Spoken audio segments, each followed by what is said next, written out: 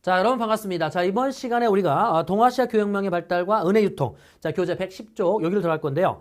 이 내용은 이제 지금까지 배웠었던 정치사에다가 뭘 한 거냐면 경제사, 요거를 이제 살을 좀 더 붙이는 그런 작업이라고 생각하시면 됩니다. 아무튼요, 교역망의 자, 용어들 몇 가지 자, 기억할 게 있습니다.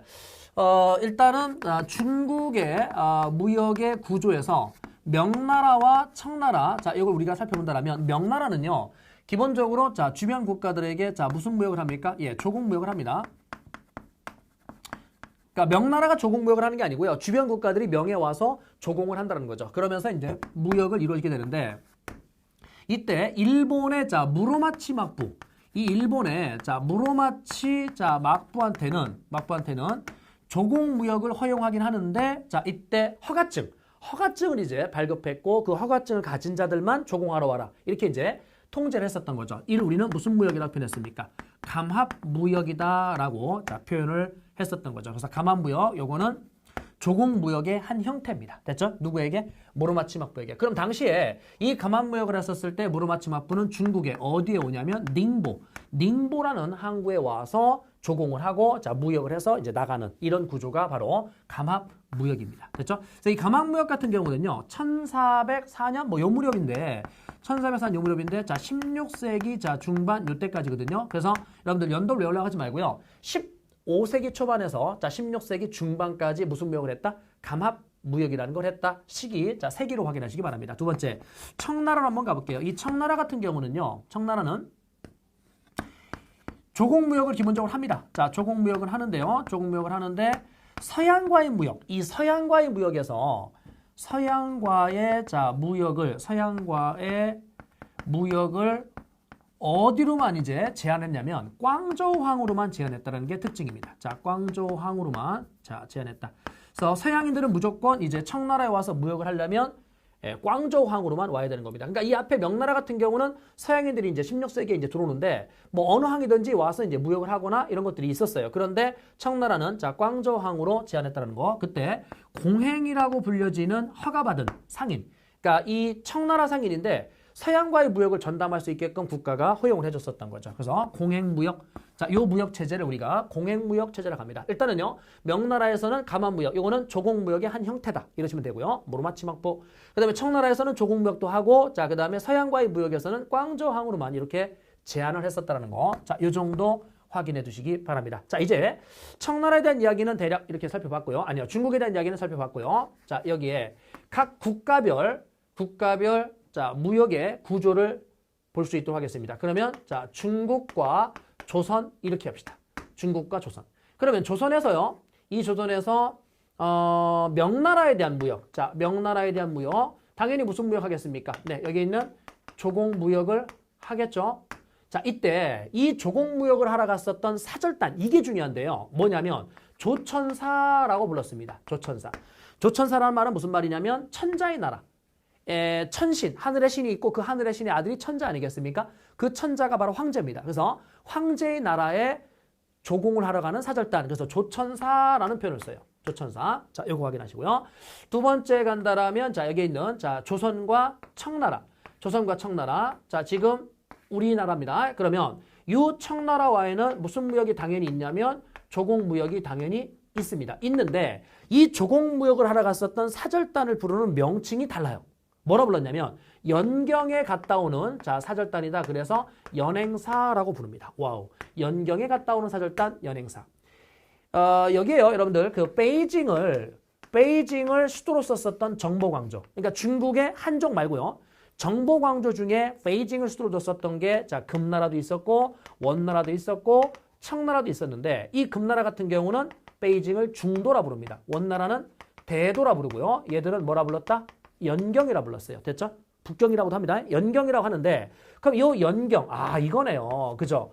어디에 갔다 오는 사절단? 연경에 갔다 오는 사절단. 갈행자. 와, 이거 여러분들 명칭 자체에서요. 느낌이 오나요? 명나라보다 청을 좀 더 무시하고 있는 겁니다. 명나라는 뭐라고요? 천자의 나라에 조문을 가는 사절단 이런데 청나라는요. 연경에 갔다 오는 사절단 이거죠. 그래서 사실 도시 이름을 그냥 딴 거잖아요. 그러니까 청을 좀 우리가 얕잡아 보고 있죠. 자, 두 번째 간다라면 이 청나라와의 무역에서 자, 어떤 게 나오냐면 이런 게 나온다랍니다. 팔포무역이라는 게 나오는데 이 팔포무역은 인삼과 관련된 건데 조선의 인삼이 여러분들 뭐 고려도 마찬가지겠지만 우리 지금까지도요.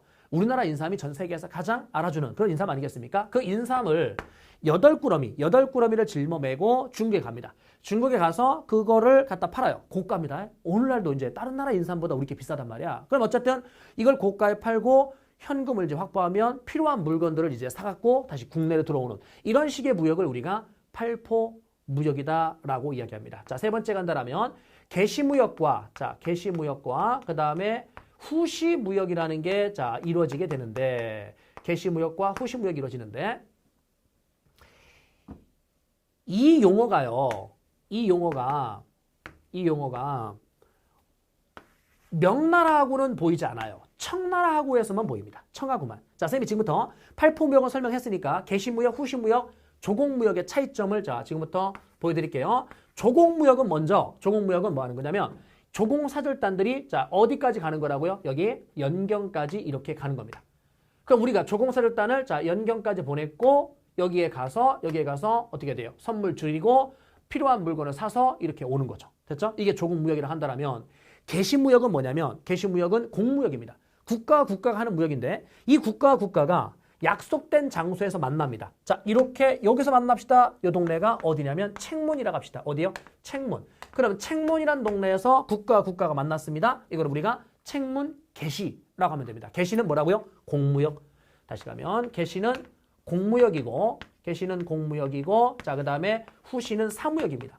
사무역, 사적인 무역이죠. 그렇다면 여기에 있는 이 책문에서 지금 개시가 열렸으면 책문 개시고 여기에서 후시가 열렸으면 그러네. 이렇게 만약에 개인과 개인들이 만나서 여기서 무역을 했으면 어떻게 된다고요? 책문 후시라고 표현하면 됩니다. 그러니까 개시무역과 후시무역은 중국과 즉 청나라와 조선 사이에서 있었던 무역인데 개시무역인 공적인 무역이고 후시무역인 사적인 무역인데 이것들을 어디에서 했다고요? 약속된 장소. 예를 들어서 여기에 중강이라는 동네에서 했다. 중강. 그러면 중강 개시, 중강 후시 이러면 됩니다. 그래서 시험 문제에 책문이라는 도시가 시험 문제에 나올 겁니다. 책문. 그래서 책문 개시, 책문 후시 이런 용어. 그 다음에 팔포무역 아까 설명해 드렸죠. 이 파란색으로 동그라미 친 이 세 개는 명나라와의 관계에서는 보이지 않는다. 어디에서만 보인다? 청나라와의 관계에서만 보인다는 거. 꼭 기억을 해 두시기 바라고요. 자, 갑시다. 이번에는 중국과 일본의 관계를 가보겠습니다.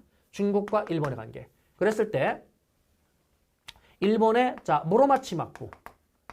이 무로마치 막부는 중국의 명나라와 교류했습니다. 자, 명나라와 무슨 무역을 했습니까? 감합 무역이라는 걸 했죠. 무로마치 막부와 명나라는 감합 무역을 했다. 자, 그 다음에 에도 막부.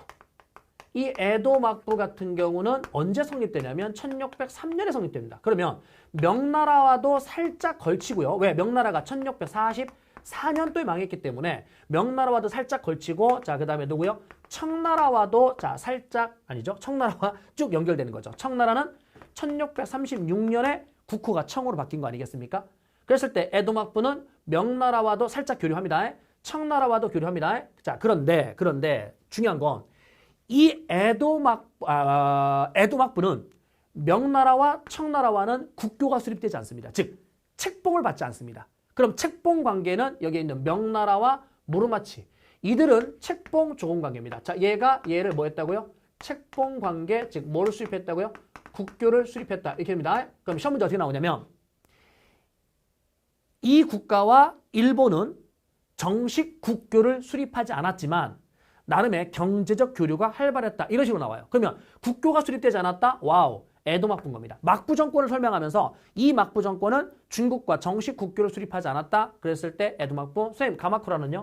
이 가마쿠라 막부도 원나라와 송나라와 많은 교류를 했는데 얘도 마찬가지로 국교를 수립하지 않습니다.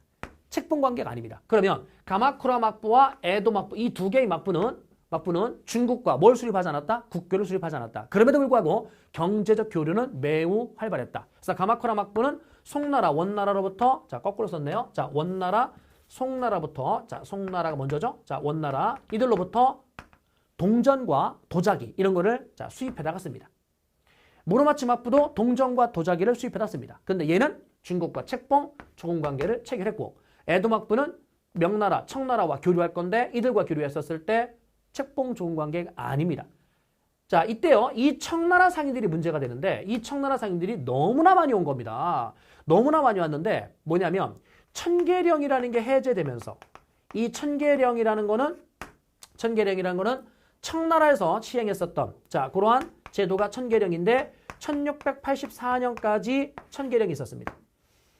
뒤에서요. 정치사에서 이제 청나라를 배울 때 선생님이 한 번 더 설명해 드릴 건데 이 천계령은 중국의 어떤 그 청나라가 반란 세력들을 진압하는 과정에서 시행한 제도가 천계령입니다. 그럼 내용은 뒤에서 다시 볼 거예요. 여기 있는 청나라에게 저항했었던 반란군 중에 정성공의 난이라는 게 있었는데 그 정성공이가 여기에 어디냐? 타이완. 이 타이완을 장악하고 반란을 일으킵니다. 즉 얘는 뭐 한 거냐면 명나라 부흥운동을 일으킨 겁니다. 그럼 명나라 부흥운동을 외치면서 타이완을 장악했었을 때 청나라는 어이구야 안 되겠다.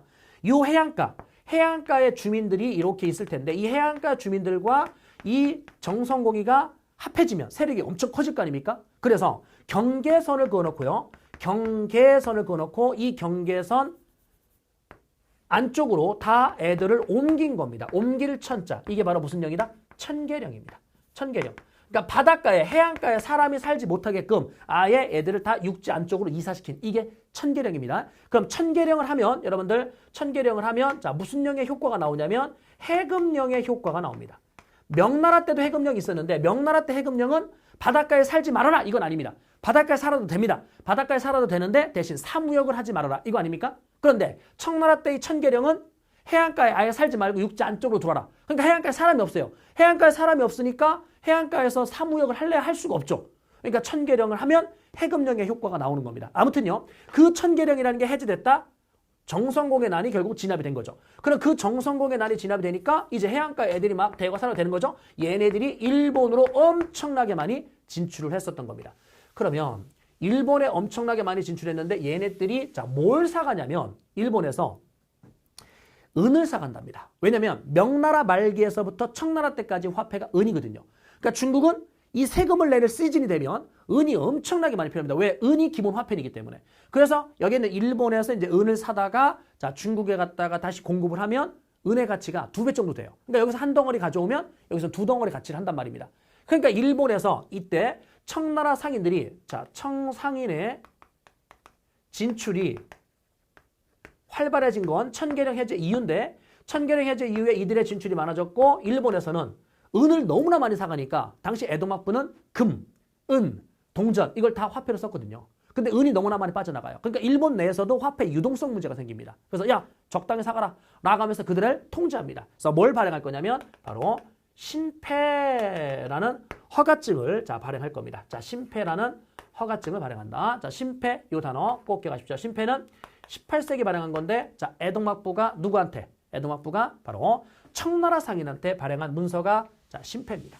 자 에도막부가 발행했다. 자 이 정도. 자 그 다음에 이 에도막부는요 여러분들 기본적으로 무슨 정책을 취했냐면 쇄국 정책이라는 걸 취하거든요. 그럼 쇄국 정책이라는 게 뭐냐면 나라 문을 닫는 겁니다. 쇄국 정책에 썼을 때 나라 문을 닫았으니까 들어올 수도 없죠. 나갈 수도 없죠. 그러면 나가지 마세요. 나가지 마세요. 나가지 마세요. 들어오지 마세요. 들어오지 마세요. 자, 이걸 우리 선생님이 나들목이라고 할게요.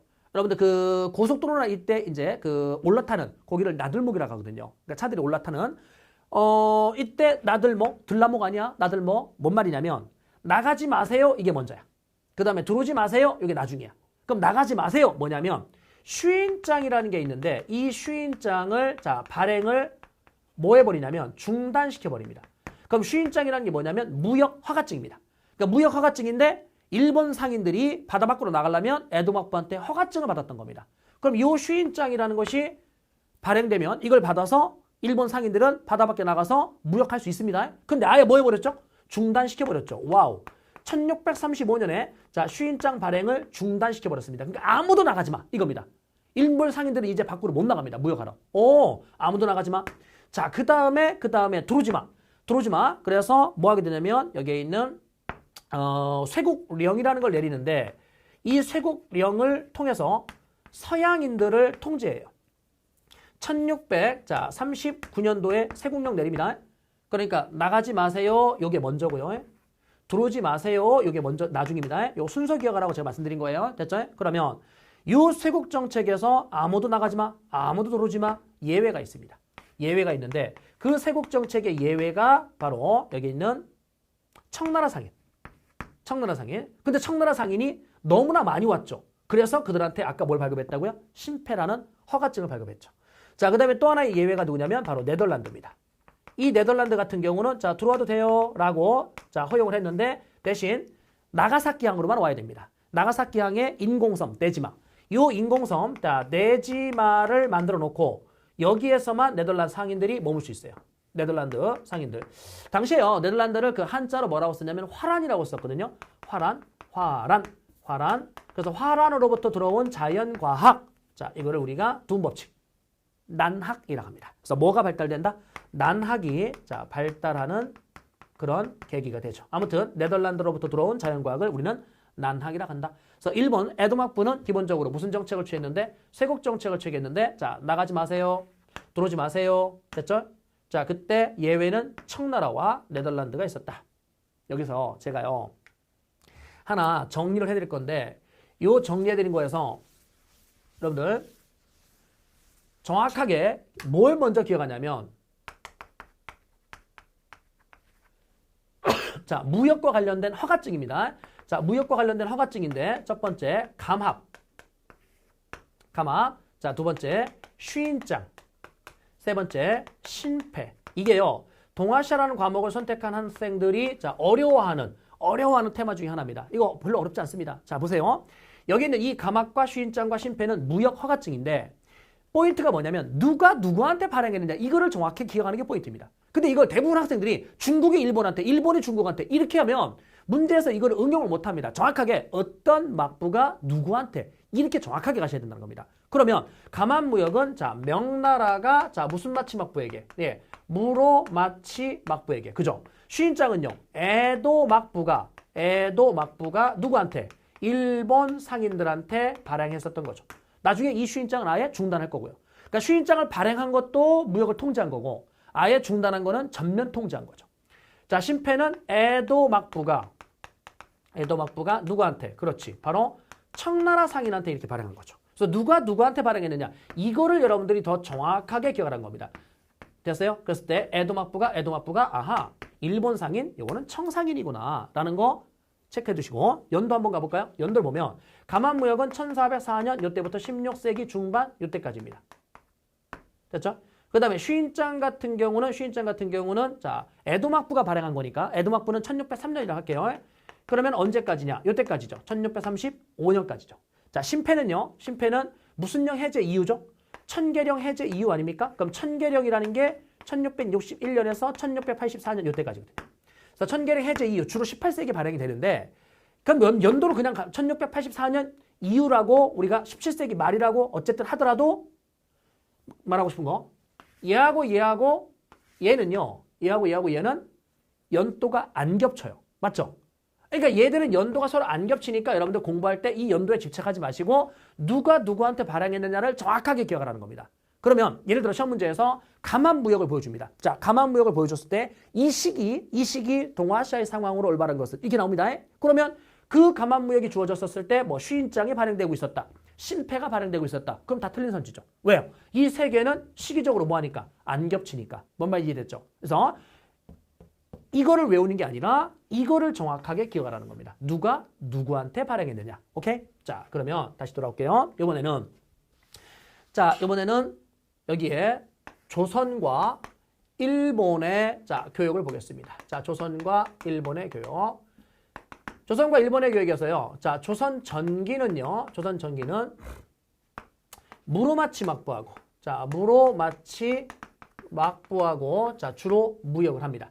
그랬을 때 여기에서 우리가 일본에게 뭘 파견하냐면 통신사라는 거를 자, 파견을 합니다. 이 통신사는요. 한국사에서는 에도막부에 파견한 것만 배우는데 아닙니다. 조선 전기에도 통신사가 있었던 거예요. 됐죠? 자, 그다음에 자, 이때 무역을 제한할 건데 삼포를 개항해 줍니다. 이 삼포가 어디냐? 부산포, 연포, 부산포, 연포, 그 다음에 제포입니다. 삼포는 자 1426년 세종 때입니다. 삼포가 계획됐고 자 여기에 계해약조라는 걸 체결했는데 이 계해약조는 무역의 량을 통제하는 겁니다. 1년에 배는 10척만 돌아라. 자, 일본의 배는 자, 1년에 쌀을 100가마 이상 사가지 말아라. 당시에요. 여기 있는 이 일본에서 조선에 오는 배를 세견선이라고 했는데 그 세견선의 무역의 량을 제한했었던 조약이 바로 계해약조입니다. 삼포라는 것만 확인하시면 되고요. 그런데 나중에 16세기 가게 되면은요. 여기에서 삼포외변이라는 게 벌어집니다. 삼포외변. 자, 그 다음에 을묘외변도 벌어지는데 이 을묘외변은 16세기입니다. 그럼 삼포외변과 을묘외변이 다 같이 1510년, 1555년, 16세기네요. 연도 외우지 말고요. 몇 세기라고요? 16세기네요. 16세기인데 자, 무슨 외란전입니까? 그렇죠. 바로 임진왜란전이네요. 자, 전쟁. 임진전쟁 전에 자, 그들이 반란을 일으키고 있었다. 자, 무역이 원활하지 못했던 거네요. 삼포외변 요거 꼭 기억하십시오. 16세기라는 거. 세 번째.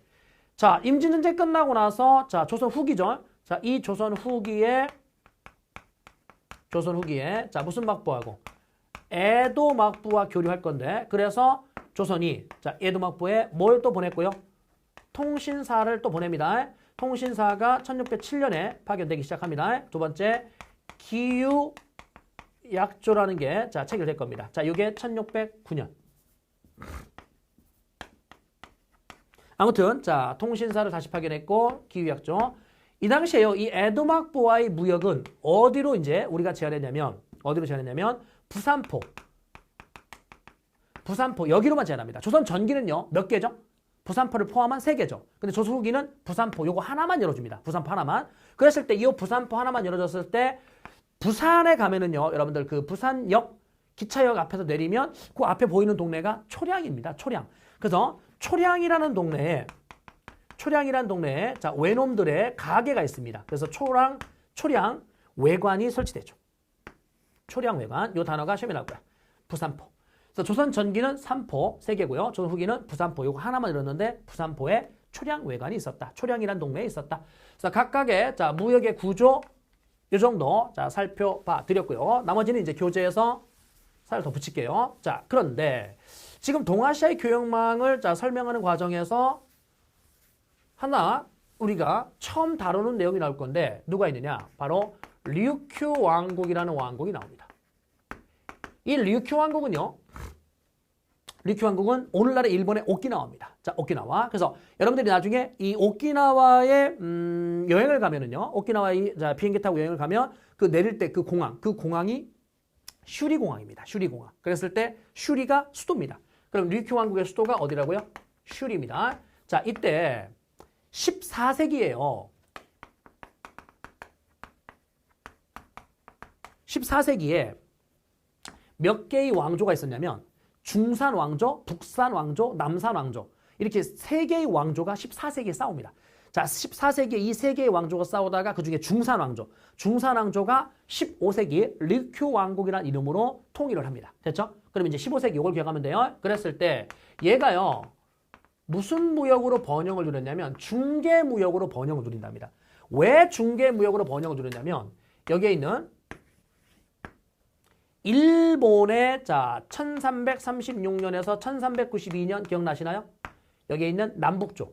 이 남북조의 혼란 때문에 왜구들이 고려를 때려 들어갔고 명을 때리러 들어갔죠. 그래서 명나라가 1368년에 만들어졌는데 이 왜구의 침략이 자꾸만 나타나니까 여기에서 해금령을 한 거죠. 1371년. 그래서 이 해금령이 자, 쭉 가는 겁니다. 명나라 망할 때까지 가는 거예요. 명나라 때 해금령은 해제된 적이 없어요. 명나라 해금령은 해제된 적이 없다. 그러면 해금령은 쭉 가는 거야. 사무역을 금지한 거죠. 그러니까 명나라 상인들이 배 타고 밖에 나가서 무역을 할 수가 없어요. 왜? 법적으로 금지해버렸으니까. 그래서 자, 상대적으로 여기에 있었던 자, 누가? 류큐 왕국. 류큐 왕국이 중개무역으로 번영을 누린 겁니다. 명나라도 왔다가 조선도 왔다가 일본도 왔다가 여기 있는 동남아 왔다가 자, 왔다리 갔다리 하면서 무슨 무역으로? 중개무역으로 크게 번영을 누립니다. 몇 세기에? 15세기에. 그런데 얘들의 중개무역이 자, 쇠퇴가 된답니다. 중개무역이 쇠퇴가 되는데 자, 명나라에서 해금령이 완화가 됩니다. 자, 16세기에 명나라 해금령이 완화돼요. 자, 또 하나 누구들의 진출이 나타나면 서양인의 진출이 나타납니다. 무슨 노가 개척된 거죠? 신학노가 개척된 겁니까? 그래서 이들의 중개무역이 자, 뭐 되고 있었다? 쇠퇴되고 있었다. 그럼 이들의 중개무역은 15세기에 반짝, 자, 그리고 16세기에는 쇠퇴됐다. 왜냐면은 명나라에서 해금령의 완화로 명상인들이 동남아에 진출합니다. 자, 그러다 보니까 이들의 이익은 예전만 못한 거죠. 더군다나 또 서양인들이 들어왔습니다. 그래서 중개무역이 쇠퇴되고 있는 이 찰나에 자, 에도 막부의 사스마, 자, 에도 막부의 자, 사스마 번에 공격을 받습니다. 그러면 에도 막부의 자, 공격을 받았는데 이 시점이 1609년입니다. 자, 연도 한 번만 확인할게요. 1609년. 자, 에도 막부에 공격받은 겁니다. 자, 그런데 에도 막부는요. 당시 이제 사스마 번에서 류큐 왕국을 때리면서 이건 내 땅이야! 라고 인지를 해요. 자기들은 이게 내 땅이라고 인지를 하지만 실제 이 에도 막부는 여전히, 아니 미안해요. 류큐 왕국은 여전히 자, 어떻게 된다고요? 명나라와 그리고 나중에 청나라, 명청과 국교를 계속 유지하거든요. 그러니까 여기 있는 이 에도 막부가 류큐 왕국을 때리면서 이건 내 땅이야 라고 지그들은 그렇게 생각하고 있지만 실제 여기에 있는 이 류큐 왕국은 에도 막부의 공격을 받은 이후에도 명나라와 청나라와 계속 뭘 유지하고 있다? 국교, 즉 책봉, 조공 관계를 유지하고 있거든. 그러니까 먹힌 게 아닌 겁니다. 됐죠? 먹힌 게 아니에요. 그랬을 때 완전하게 먹힌 건 나중에 메이지 정부. 이 메이지 정부가 자, 여기 있는 이 오키나와 그 류큐 왕국을 완전하게 병합하는데 1879년도에 여기를 병합을 해서 그렇지. 바로 오키나와 현으로 이렇게 개편을 했었던 겁니다. 일단은 여러분들이 자, 포인트. 공격받은 거는 에도 막부한테 공격받은 거고 병합된 거는 메이지 정부한테 병합됐다는 거. 그러니까 요거를 구분하셔야 됩니다. 됐죠? 요거를. 그랬다가 2차 대전 막바지에 자, 2차 대전 자, 막바지에 누가 점령하냐면 미군이 점령합니다. 자, 미군이 점령을 했어요. 미군이 점령을 했고 나중에요. 일본이 주권을 회복받는데 그 일본이 주권을 자, 회복받은 시점이 1951년 샌프란시스코 강화조약. 이 샌프란시스코 강화조약이라는 걸 통해서 일본이 주권을 회복하거든요. 그럼 주권을 회복할 때 미군이요. 이때 영토를 줘야 되는데 여기 있는 오키나와는 안 돌려줍니다. 그래서 오키나와는 계속 미군이 점령을 해요. 주권 반환 이후에도. 자, 그랬다가 오키나와를 자, 반환할 건데 요게 기출이에요. 자, 반환할 건데 반환에 대한 합의가 있었어요. 자, 합의가 있었고요. 자, 반환에 대한 합의. 야, 이거 돌려줄게 라고 합의를 합니다. 구두상으로 합의한 거죠. 그 다음에 자, 여기에서 협정을 체결합니다. 다시요. 협정을 체결합니다. 그럼 체결한 시점은 71년입니다. 그래서 이때 체결된 협정대로 한다면 내년도에 주마 이겁니다. 그래서 실질적 반환은 언제냐? 1972년도입니다. 그래서 여러분들 여기는 69년도 요게 기출이고 자, 요게 기출이거든요. 그래서 현대사 쪽에서는 연도를 좀 외우셔야 돼요. 현대 파트는 연도를 외워야 되는데 일본이 패망한 이후부터는 연도를 외워야 되는데 요 연도하고 요 연도 여러분들 기억해 두십시오. 다시 마무리하면 오키나와라는 거를 자, 미군이 일본에게 이제 돌려줄 건데 2차 대전 막바지에 점령했을 그 땅을 돌려줄 건데 69년도에 합의한 거고요. 71년도에 도장 찍은 거고요. 72년도에 실질적 반환이 된 겁니다. 그래서 합의를 했느냐, 협정을 체결했느냐, 반환이 된 시점이냐라는 걸 자, 구분지어서 공부를 하시게 되면 됩니다. 됐고요. 동아시아의 교역망, 자, 이 정도 해서 일단은 자, 마무리가 됩니다. 자, 넘어갑시다. 교재에 가시게 되면 110쪽에 자, 명나라에서는 해금령, 해금정책 나왔고요. 그 다음에 다시 마무리하면 명나라 때는 해금령, 청나라 때는 천계령. 그런데 청나라는 해금령이라는 표현을 써도 된다, 안 된다? 된다. 왜? 천계령을 하면 무슨령의 효과가 나오기 때문에. 해금령의 효과가 나오기 때문에. 그래서 명나라 때 해금령은 해안가에 살지 말아라. 이게 아니야. 살아도 돼. 대신 사무역을 못하는 거고 청나라 때의 해금령은 천계령 때문에 나타난 현상이라는 거야. 천계령은 해안가에 사람을 살지 못하게끔 육지 안쪽으로 옮겼어. 그러니까 해안가에 사람이 없으니까 무역을 할래 할 수가 없죠. 그러니까 해금령의 효과가 나오죠. 근데 청나라는 천계령이라는 게 해제가 되죠. 정성공연안이 진압되면 해제가 되죠. 반면에 명나라는 해금령을 해제한 적이 없어요. 명나라가 망할 때까지. 다만 16세기 해금령이 뭐 됐어요? 해금령이 완화는 돼요. 16세기에 명나라 상인들이 막 정부한테 항의해요. 왜구들이 막 돈 벌고 하고 막 밀무역하는데 우리는 왜 자 이렇게 통제하십니까? 라고 해서 이제 항의합니다. 그래서 16세기에 이걸 완화시켜줬죠. 밑에 청나라와의 무역을 가게 되면 자 광저우 밑 찍으시고요. 공행 밑 찍으시면 됩니다. 그 다음에 조선과 명나라 사이에서는 기역번 조천사 밑 찍으십시오. 조선과 청나라에서는 자 기역번 자 연행사 밑 찍으시고요. 이 연행사가 갈 때 일반 상인들이 또 함께 따라갑니다. 그래서 팔포무역이라는 걸 합니다. 팔포무역 따로 밑줄. 개시무역 찾았나요? 후시무역 찾았나요? 자 개시무역, 후시무역, 팔포무역 요 세 가지는 어디에서만 모인다? 조선 후기, 청나라. 그러니까 이 단어가 뜨면 무조건 조선 후기인 겁니다. 나머지는 읽어보시면 되고요. 서양인의 진출 자 2명 벨테브레, 하멜 쪽막히 발표하시고 읽어보십시오. 탕후다라 1번 쪽막히 발표합니다. 자 오른쪽에 가게 되면은 일본과 명나라는 감압 무역이라는 걸 합니다. 일본과 명나라는 무슨 무역을 했다? 감압 무역을 했다. 밑줄. 그 다음에 일본과 청나라의 관계를 가게 되면 거기 있는 천계령 해제 이후에 청나라 상인들이 너무나 많이 들어왔습니다. 그래서 밑에 대책. 자 신패발급 발표하시면 됩니다. 신패발급. 그 다음에 일본의 세국 정책으로 쭉 내려가시게 되면요. 일본의 세국 정책에서는 니은번 밑줄 그십시오. 휴인장 발행을 중단해버렸습니다. 그 다음에 디귿번 밑줄 그십시오. 쇄국령을 내렸네요. 그래서 나가지 마! 이게 먼저고요. 들어오지 마세요. 여기 나중입니다. 예외는 청나라 상인 들어왔고요. 자, 대신 신패를 발급합니다. 그 다음에 서양인들 중에는 네덜란드만 들어옵니다. 자, 이렇게 마무리하시면 됩니다. 자, 탕후다라 2번 조그맣게 발표하고요. 오른쪽에 가게 되면 사진 자료에 그 나가사키의 데지마가 보일 겁니다. 데지마. 요거 용어 잘 나옵니다. 데지마라는 용어. 뒷장 넘어가시게 되면은 자, 탕후다라 4번 발표하시고요. 신패에 대한 이야기. 다시 마무리하면 감압, 휴인장, 신패는 누가 누구한테 발행했는지가 포인트라고 제가 말씀드렸습니다. 뒷장에 조선의 어떤 무역을 보면 조선 전기에 일본에게 자 기역번 3포를 개항했습니다. 밑 찍으시면 되고요. 이때 일본은 무로마치마부입니다. 그 다음 밑에 갈등 구조에서 삼포해변, 을무해변 이 중에 삼포해변이 시험에 나올 거니까 밑 찍으시고요.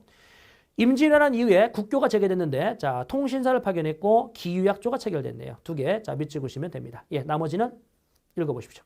오른쪽 가게 되면 류큐왕국 발표하시고요. 류큐왕국에서 15세기에 통일왕조가 등장했다. 15세기. 그 다음에 중개무역으로 번영을 누리다가 나중에 이들의 중개무역이 쇠퇴가 되는데 16세기 때 쇠퇴가 됐죠. 그랬다가 기역번 밑 찍으십시오. 무슨 막부에 공격을 받았고요? 에드막부. 니은번 밑 찍으십시오. 메이지 정부한테 합병된 겁니다. 공격받은 거와 합병된 자 시기에 정부가 다르다는 거. 그 다음에 6번 쫙 밑 찍으십시오. 자 반환에 대한 합의. 그 다음에 협정 체결. 그리고 실질적 반환. 연도가 다 다르기 때문에 자 밑줄 거놓으시고 연도 외우십시오. 자 뒷장 넘어가시게 되면은요. 뒷장에 자 이제 은혜 유통이라는 게 나오거든요. 자 은혜 유통이 나오는데 은혜 유통에서 기본적으로 은이 다 중국으로 모여들어요. 중국으로 모여드는데 그 중국으로 모여드는 자 루트를 제가 한번 자 보여드릴게요. 자 중국으로 은이 유입된다. 자 중국으로 유입되는데 이렇게 한번 갑시다. 첫 번째는 이 에스파냐에 의해서 자 아메리카의 은이 어디로 오냐면 자 필리핀으로 와요. 필리핀의 마닐라로 옵니다. 필리핀 마닐라로 왔고 결국은 중국 상인들에 의해서 명나라로 들어갑니다. 명나라로. 자 구조 보여드릴게요. 에스파냐가요. 여러분들 신항로 개척에 앞장섰는데 그 신항로 개척을 통해서 아메리카를 식민 지배한 겁니다. 그래서 아메리카에 갑니다. 배 타고 아메리카에 갔어요. 그래서 아메리카의 멕시코 쪽에 아카폴코 그 다음에 자 페루와 칠레 요 사이에 포토시 여기서 이제 은을 막 약탈합니다. 이 약탈된 은을 배에다 실어요. 그리고 나서 태평양을 건너서 여기에 어디에 온다고요? 여기에 있는 동남아시아에 옵니다. 동남아시아 이 필리핀은 누구의 식민지냐면 에스파냐의 식민지였었거든요. 그런데 여기에 있는 이 필리핀에 누가 많이 와 있었다고요? 명나라 상인들. 왜냐하면 명나라에서 좀 아까 봤듯이 무슨 령을 완화시켜놨어요? 해금령을 완화시켜놨잖아요. 그러니까 여기에 명나라 상인들이 온 겁니다. 그럼 명나라 상인들한테 비단과 도자기를 사고 아까 아메리카에서 싣고 온 은으로 결제합니다.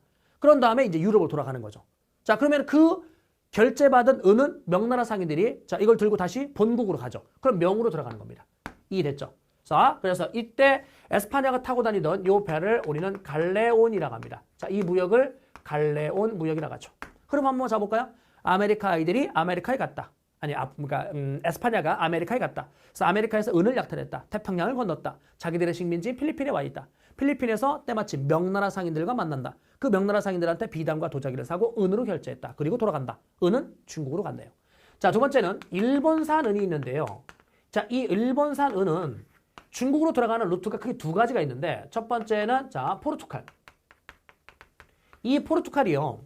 아프리카를 돌아서요. 인도를 돌아서요. 동남아시아를 거쳐서요. 중국의 마카오에 갑니다. 이 중국의 마카오, 이 마카오가 16세기에 포르투갈이 차지했거든요. 포르투갈이 여기를 무역의 거점으로 쓰는 거예요. 이 마카오는 나중에 중국에게 1999년도, 와 얼마 안 됐죠? 1999년도에 반환해 줍니다. 그러면 1999년도까지 포르투갈이 차지하고 있었던 거죠. 몇 세기 때부터? 16세기 때부터. 그러면 포르투갈은 다시 갈까요? 유럽에서 올 때 배에다가 조총과 화약을 실었어요. 조총과 화약을 실었고 이거를 싣고 자 어떻게 됩니까? 자 아프리카를 돌아서 동남아시아를 돌아서 중국의 마카오에 갑니다. 마카오에 가서 생사. 이 생사가 뭐냐면 비단을 만드는 원료예요. 그걸 사요. 그걸 사가지고 배에다 싣고 어디로 가냐면 일본 나가사키로 갑니다. 자 일본의 나가사키에 가서 뭘 팔아먹냐면 조총, 화약, 생사 이런 거 팔습니다. 그리고 뭐로 결제받을까요? 은으로 결제받습니다. 자, 은으로 결제받아서 다시 어디로 올까요? 다시 마카오예요. 자, 다시 마카오에 와서 다시 마카오에서 비단과 도자기를 삽니다. 그리고 이 은으로 결제합니다. 그런 다음 비단과 도자기를 싣고 유럽으로 가면 되죠. 그러면 그 은은 다시 어디로요? 중국, 명나라로 이렇게 들어가게 되죠. 자, 그 다음에 두 번째, 포르투갈에 의한 일본산 은이 중국으로 가고 있습니다. 자, 세 번째 본다라면 여기 있는 조선을 거칩니다. 일본 애들이요, 조선의 인삼을 구입합니다. 조선의 인삼을 구입하는데 그 조선의 인삼을 구입했었을 때 뭐로 결제했냐면 은으로 결제한 거예요. 그래서 나중에 보면은요, 나중에 스시마의 도주가요, 이런 걸 만들기도 해요. 인삼, 자 대왕 고은이라는 은화를 주조하기도 합니다. 조선에 뭘 사기 위해서?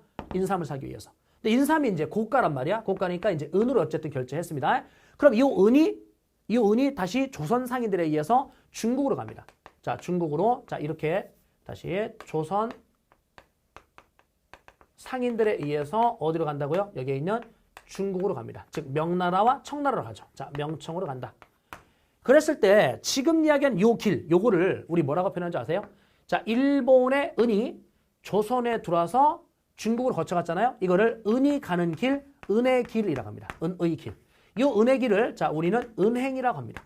그래서 여러분들 지금 현재 시중에 있는 은행들, 국민은행, 하나은행 이 은행들의 한자를 보면 은자의 갈행자입니다. 그러니까 은행이란 단어가 여기서 유래된 거예요. 은자의 갈행자. 아무튼 그래서 중국의 16세기 명나라 얘들은요 16세기에는 은의 무덤이라 불려질 만큼 전 세계에 많은 은들이 중국으로 유입됩니다. 그래서 아메리카의 은도 들어오고 일본산 은도 들어오는데 일본산 은이 들어가는 루트는 포르투갈을 통해 들어가는 루트가 있고 조선을 통해서 들어가는 루트가 있다. 자, 이 정도 여러분들 확인하시고요. 이 부분은요, 쌤이 그 유튜브에다가 자 올려놓은 게 있거든요. 그래서 검색을 여러분들 겸이TV. 자, 겸이TV. 그래서 실제 그 수능이라든지 자 아니면은 한능검이라든지 뭐 공무원 시험이라든지 여기에 실제 나오는 것들을 주제로 해서 쌤이 영상들을 자 짧게 만들고 있거든요. 그래서 요거를 등하원 시간이나 등하교 시간에 뭐 음악 듣는 것도 좋겠지만 자 여기 있는 짧은 영상 요걸 실제 시험에 출제되는 것들로만 찍어놨기 때문에 여러분들 직접 활용을 하시기 바랍니다. 됐죠? 예, 뭐 눌러야 돼요? 구독 누르셔야 돼요. 알겠죠? 자, 그 다음에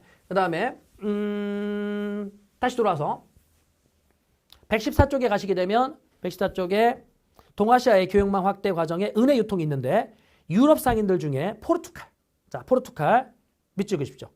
물라카를 거쳐서 중국의 마카오를 거쳐서 일본으로 갔다. 자, 마카오 거기다가 체크하십시오. 언제 반환했다고요? 16세기에 점령을 해서 1999년도에 반환합니다. 자, 에스파냐는 필리핀을 식민지로 가지고 있었네요. 그죠? 그래서 필리핀이 마닐라에서 중국 상인들과 만났습니다. 자, 이때의 무역을 갈레온 무역이라고 했죠. 네덜란드 같은 경우는 자, 이 일본의 쇄국 정책 때 예외적인 국가가 바로 네덜란드였었죠. 그래서 네덜란드는 디귿번 밑줄 그시면 됩니다. 일본 나가사키항의 데지마에 이제 이들이 머물렀었던 거죠. 자, 영국 같은 경우는 이제 마지막 줄 청나라에게 나중에 아편을 팔아먹을 겁니다. 이걸로 인해서 청나라가 개항이 될 거고요. 그때 가서 말씀드릴게요. 오른쪽으로 가시게 되면은 동아시아 교역망은 더욱더 뭐 되었다? 확대되었다. 무슨 로가 개척되어서? 신랑로가 개척되어서 동아시아 교역망은 더욱더 확대가 되었다. 됐습니다. 그 중에 결과라고 되어 있는 거 하나만 비춰볼게요. 외래작물, 감자, 옥수수, 고구마, 담배. 얘들이 원산지가 어디냐면요. 아메리카예요. 그러면 아메리카에 자, 신항로 개척이 된 16세기, 요 16세기에 누군가가 아메리카에 가서 뭐 감자, 옥수수, 고구마, 담배 이딴 것들을 가지고 유럽이나 아시아에 이제 이것이 전파가 되는 겁니다. 그러면은 16세기 이후에 이러한 외래 작물이 들어온다는 거. 자, 밑에 중국으로 가게 되면은요. 은유통에서 자, 중국은 명나라 말기에 장거정의 개혁에서 은을 메인 화폐로 채택을 합니다. 뒤로 넘어가 볼까요? 그래서 자, 조세 은납파라는 게 뭘 겁니다. 자, 페이지 116조. 116쪽에 가게 되면은 조세 은납파. 그중에 명나라에서는 일조편법, 청나라에서는 지정은제. 이거는요. 세계사에서는 이 자체가 하나의 단독 문제로 나오는데 동사에서는 일조편법이 뭐죠? 지정은제가 뭐죠? 이걸 묻진 않아요. 그냥 명나라 말기 청나라에서 세금 제도인 이와 일조편법과 지정은제에서는 뭐를 메인 화폐로 썼다? 은을 메인 화폐로 썼다. 이렇게만 여러분들이 확인하시면 됩니다. 자, 밑으로 쭉 갑시다. 우리나라를 가게 되면은요. 일본인가요? 일본을 먼저 가게 되면은요. 일본은 디귿번에 에도 막부 시기에 금, 은, 동전을 다 화폐로 썼다는 거. 그래서 환전업이 발전됩니다. 은 유통의 활성화를 보면 기역번의 첫 번째 줄 16세기 초 연원분리법. 와, 이 연원분리법이요. 1503년. 그러니까 1503년이니까 몇 세기 완전 초반입니까? 16세기 완전 초반이잖아요. 16세기 완전 초반에 조선에서 이거를 개발했거든요. 우리 조선에서 개발했는데 조선 같은 경우는 이걸 단천이라는 동네에서 연원분리법을 조금 활용해요. 근데 정부가 조선 전기 때까지는 은을 통제했어요. 은을 개발하는 걸 못하게 했기 때문에. 왜냐하면 중국에서 은을 조공으로 가져와라. 선물로 가져와라. 그러면은 막 그 백성들을 동원해서 막 은광 개발 막 이런 거 해야 되려면 너무나 백성들에게 고통을 줄 거랍니다. 그죠? 그래서 야, 우리 은 없는데요? 이러는 거죠. 아예 개발을 안 해버리는 겁니다. 그래서 16세기 조선 전기 때까지는 은광 개발이 활발하잖아요. 그나마 아까 얘기했던 연원분리법이라는 게 발명이 되어서 단천 은광에서 조금 활용을 했어. 하지만 널리 이 은광이 확산되진 않습니다. 조선 후기 가서야 널리 확산돼요. 그러면 조선에서 발명된 연원분리법, 다른 말로 회치법이라고 하는데 이게 일본에 전해져요. 일본에서는요. 이거를 획기적인 기술인데 이거를 적극적으로 활용합니다. 그래서 일본의 은광 개발이 엄청나게 발달되게 돼요. 몇 세기 때부터? 16세기. 그중에 대표적인 은광이 뭐냐면 이와미 은광. 됐죠? 이와미 은광. 이와미 은광은 여러분들 16세기 개발이 시작되어서 17, 18, 19까지 쭉 가는 겁니다. 쭉 개발이 되는 거예요. 그래서 말장난이 약간 있는 게 뭐냐면 에도막부를 준 다음에 에도막부는 17세기거든요. 그럼 선택지 중에 이와미 은광이 개발되기 시작하였다. 그럼 틀리죠? 왜냐면 17세기인데 이와미 은광이 개발된 거는 1530년 요 무렵이거든요. 그러니까 16세기거든요.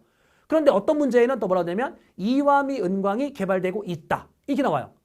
그럼 이건 진행형인 거죠. 그럼 16도 될 수 있고 17도 될 수 있고 18도 될 수 있고 19도 될 수 있는 거죠. 그래서 이와미 은광은 16세기에 개발이 시작되어서 17, 18, 19 쭉 이어진다. 이렇게 여러분들이 기억하시면 됩니다.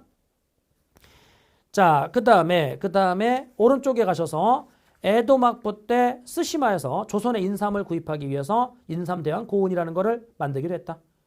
자, 그 위에 탕무대로 9번 별표할까요? 자, 그 다음에 나머지는 읽어보시고요. 조선에서는요, 은 유통이 상당히 부진합니다. 자, 부진한데 쭉 읽어보시고 3번으로 갑시다. 3번 가시게 되면은 기역번에 함경도 단천에서 연원분리법이 개발되었다. 아까 말씀드렸던. 하지만 널리 활성화된 건 아니고요. 그럼 우리나라가 은광 개발이 활성화된 거는 디귿번 17세기 때부터입니다. 왜 그랬냐면 임진왜란 때 여러분들 누가 도와주러 왔죠? 명나라. 근데 명나라가 우리를 도와주러 와서 은을 엄청나게 썼거든요. 장거정의 개혁이 임진전쟁 전이잖아. 임진은 전이니까 은을 메인 화폐로 이미 채택을 했죠. 그러니까 명나라 군사들이 와서 한반도에 머물면서 은을 쓰고 간 겁니다. 그래서 우리도 은이라는 게 편리하네. 그래서 무역의 어떤 대규모 거래에서 은은 편리한 거구나 라는 걸 우리가 인지하게 된 거죠. 그래 은광 개발이 조선 후기에 국가도 이제 약간의 세금을 받으면서 허용을 해줍니다. 그래서 은광 개발이 조선 후기 때 활발해진다. 나머지 읽어보시고 자 이원적 유통구조라는 거에서 기역번에 전국적 대동법 시행으로 동전 유통 활발해졌고 우리나라는 중국과 일본에 비해서 동전 유통이 조금 늦어요.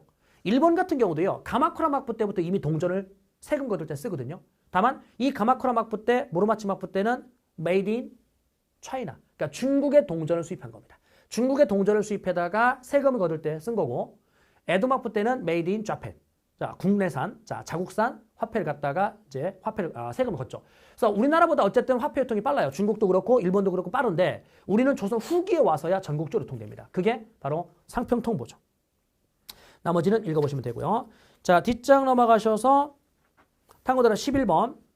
자, 탐구드라 12번. 요거는 별표는 필요 없고요. 직접 한번 읽어봐 두시기 바랍니다.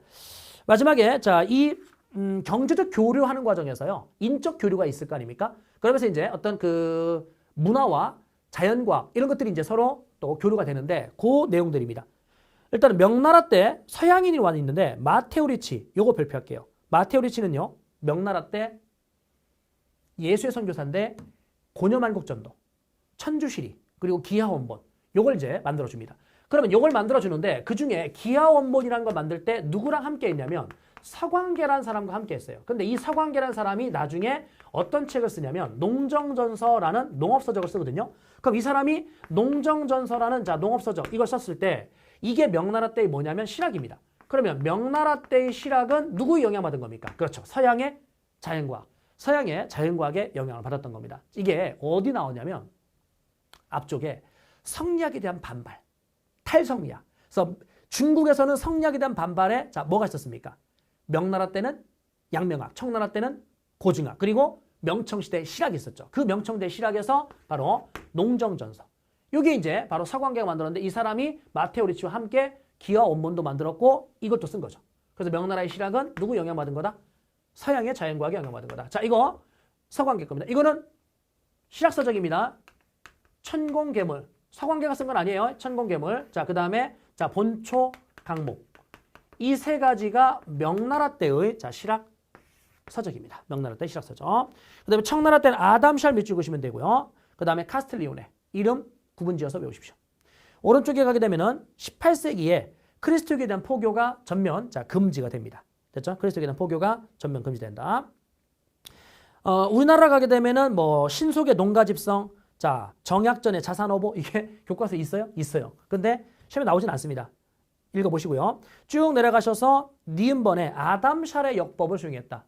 아담샬이 시연력을 만들었죠. 자, 그 다음에 소현세자 밑줄 그는데 그 아담샬과 교류했었던 게 바로 소현세자입니다. 됐죠? 소현세자. 그 다음에 네덜란드인들의 표류, 자, 벨테브레와 하멜이 보이네요. 나머지는 읽어보시고요. 자, 그 다음에 정약용의 기기도설. 아니, 미안해요. 정약용이 기기도설을 쓴 건 아니고요. 기기도설은 테렌츠. 이 테렌츠라는 선교사가 쓴 건데 테렌츠가 쓴 기기도설이란 이 책을 참조해서 정약용이 나중에 거중기. 그 거중기를 이용해서 수원 화성을 자 만들었었던 거죠. 됐고요. 자, 일본의 남만 문화. 이 남만 문화는 포르투갈을 통해서 유입된 문화를 남만 문화라고 합니다. 자, 윌리엄 애덤스 밑줄 그어볼까요? 이 윌리엄 애덤스는요. 원래 어느 나라 사람이냐면 영국인입니다.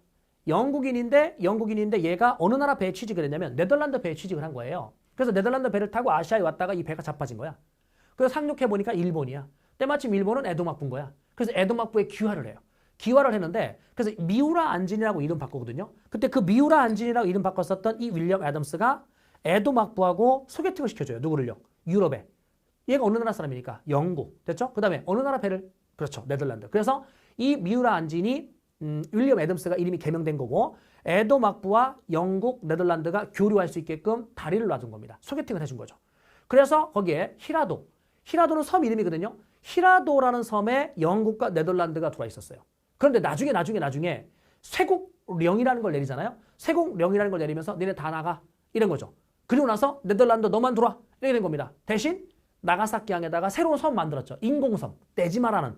그래서 그 데지마의 인공섬에 네덜란드가 이제 독점적으로 들어올 건데 그 이전까지 네덜란드는 히라도라는 섬에 이제 가게를 오픈하고 있었던 겁니다. 아무튼요. 자, 일본의 크리스토교가 전파된 시점은 16세기인데 기억번에 밑줄 그으십시오. 뭡니까? 프란시스코 사비에르. 자, 이름 확인하셔야 됩니다. 프란시스코 사비에르. 요 정도 해서 자, 마무리가 됐는데 이번 강의에서 이야기한 건 뭐냐면 동아시아 각국이 이제 교역을 하는데 중국과 한국, 그다음에 중국과 일본, 그다음에 일본과 중국, 그리고 류큐왕국. 여기서 각각의 용어들 있지 않습니까? 그 용어들 정확하게 기억을 해 두셔야 되고 이 동아시아의 교류가 활발하게 이루어지는 이 시점에 신항로가 개척이 되면서 은의 유통이 또 더욱더 활발해졌다. 물론 은이라는 것이 이제 아메리카에서 오는 은만 있는 건 아닙니다. 일본산 은도 있습니다. 그래서 은으로 인해서 또 교역이 더 활성화되고 있는 이런 장면까지 자, 살펴본 겁니다. 뒤로 넘어가시게 되면은 자, 어떤 내용이 나오냐면 지금 배웠었던 요 시기에 동아시아 각국에서의 인구 증가 그리고 서민 문화 발달 뭐 이런 주제가 나와 있습니다. 이거는 다음 강의에 이어서 진행을 하겠습니다.